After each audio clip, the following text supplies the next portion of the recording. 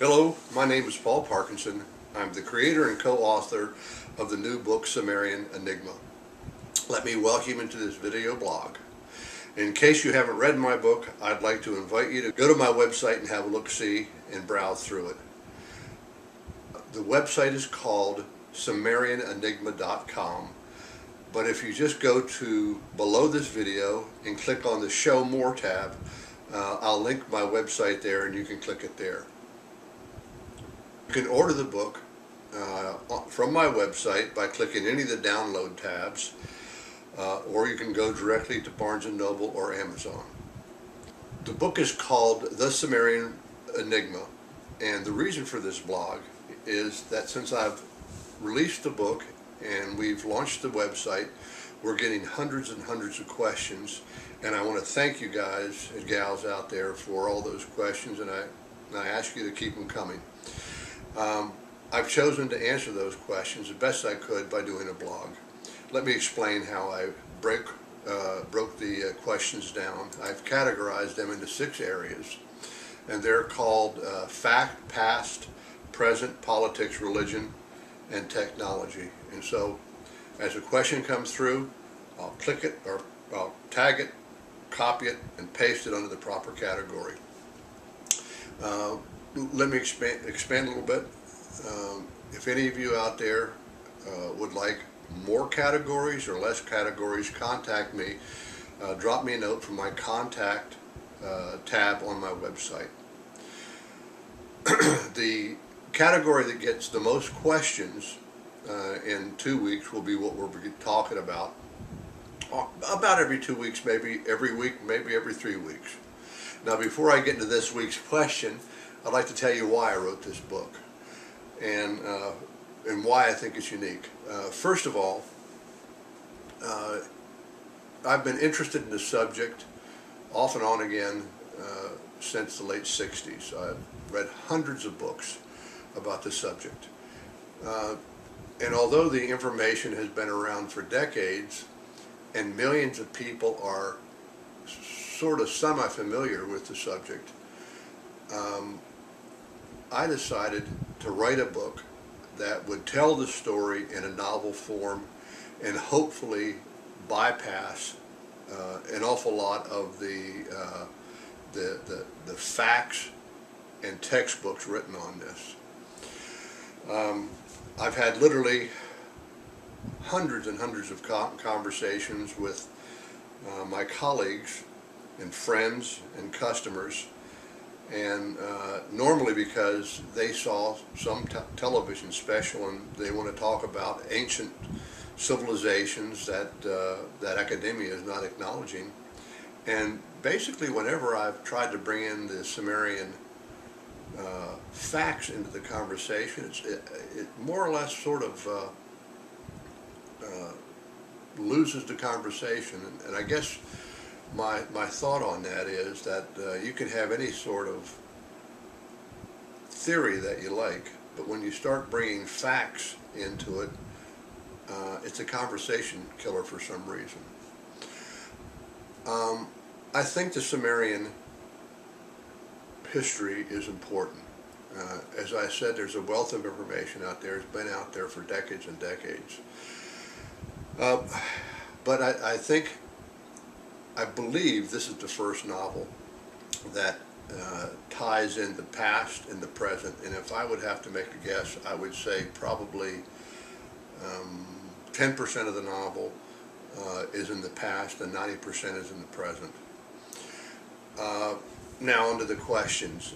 The winner for this blog category is the past. And the names, there's 3 basic names that kept reappearing in the questions over and over again, and those are Eric von Däniken, Zechariah Sitchin, and Graham Hancock. And I guess the basic overall theme of those questions, they were asking me, how did I rate them? Well, I don't know if I'm qualified to rate them, but I think all 3 are fantastic, if that helps out there. The other theme of the questions were, do my theories differ from theirs? And if so, how much and why? And so we're going to try to take on those questions today in a brief form. Just to give you a little synopsis, Eric von Däniken was the author that actually started me on this journey back in the late 60s. His Chariots of the Gods literally stopped me in my tracks and opened my eyes to a different possibility. Eric took me from one ancient site to the next ancient site, and then from one myth to the next, and he would ask at each site, how is it possible that primitive man could have built these structures, especially when today there's some that we would have an incredibly difficult time building today if we could even duplicate them. The end result was a great deal of evidence and sort of led to a lot of different possibilities. Now on to Zecharia Sitchin. I would have to say that if Eric von Däniken gave me the wire frame to hang some new ideas on, Sitchin was the author that put the flesh on that wire frame and made it real for me. Zecharia is the author of 12 books, at least 12 books that are combined, that are known as the Earth Chronicles. If you're interested at all in this Sumerian Enigma and you haven't read Sitchin, let me recommend that you start off with the 12th planet. Sitchin brought to my attention the fact that Sumer was the first and greatest civilization in the ancient world, and that dates back about 6,000 years ago. It wasn't Egypt, it wasn't Greece, it was Sumer. All other ancient civilizations were lesser to some degree. So I guess the question is, how was Sumer so perfect, and why did others devolve?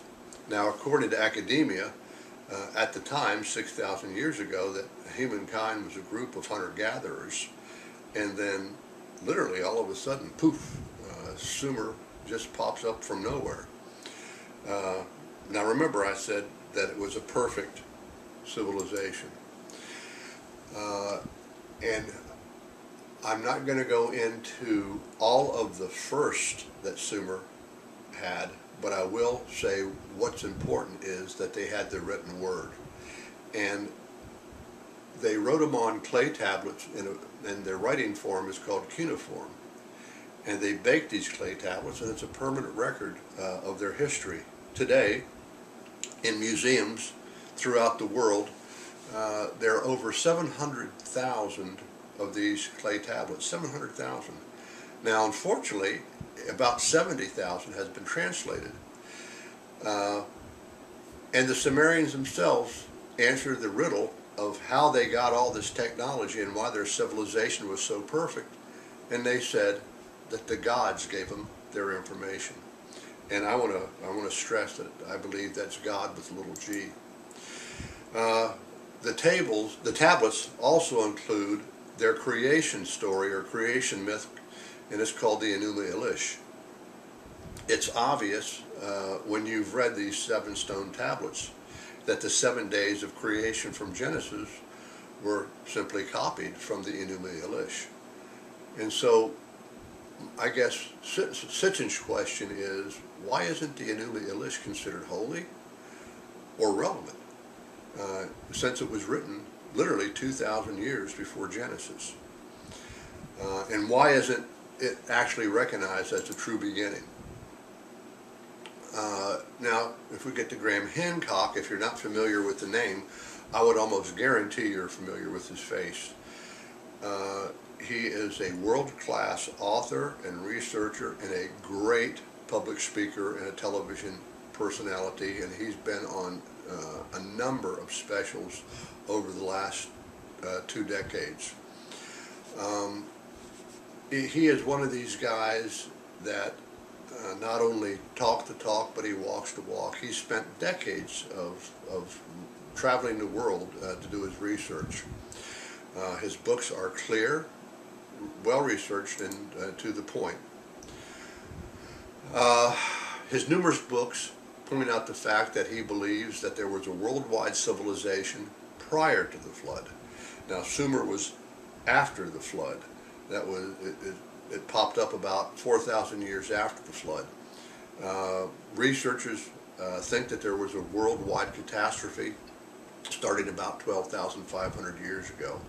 And so his whole theory is based on a worldwide high-tech civilization that existed prior to the flood. Now, he's not a proponent of the ancient alien theory. The video is getting a little long, and so let me try to put a point on this and sum things up. The three authors that I've mentioned, I have great respect for, and I agree with most of their conclusion, and but they still do leave a few small questions up in the air. With Von Däniken, he gives you a smorgasbord of stories and sites and myths, so many that's impossible to get your arms around them, make any sense, any real sense, or come to a single conclusion. With Sitchin, he is incredibly well researched in the past, but he leaves the present an open question, and really has never talked about it to my knowledge, at least publicly. And with Hancock, one of the things that he doesn't believe in is the fact that the ancient alien theory that said that these sites were built by ancient aliens. And my conclusion to that is, I agree with him. I don't think they were the builders. I think they were the contractors. I think they were the engineers. And mankind did the actual building. His argument is based on the fact that if there was an advanced race of beings here on the earth, they would have built these structures perfectly. And although they're close to being perfect, they're not perfect. And what I think is mankind is not perfect and never will be perfect. I'm not criticizing any of the three in any way. I'm just trying to give you a reason why I wrote this book. I was trying to give the reader a clear story of some of the facts of the past and back it up with historical settings and bring those facts into present day in a form that I hope that you would enjoy. I thank you for watching and hope to see you in a few weeks. Keep in touch through my website in the contact section. And if you like this video, please click on the subscribe tab, and I hope to have more videos in the next couple of weeks. Thank you very much.